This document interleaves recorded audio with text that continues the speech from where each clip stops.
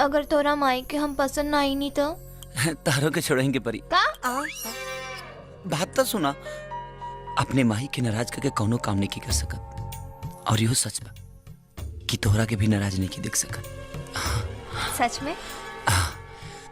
हम तोहरा खाते अपने माई के गोड़ पर नाक तब तक रगड़ब जब तक ले धोखे स्वीकार न कर लिए। मतलब हम तोरा सच में पसंद बानी। हाँ। I love you. I love you too.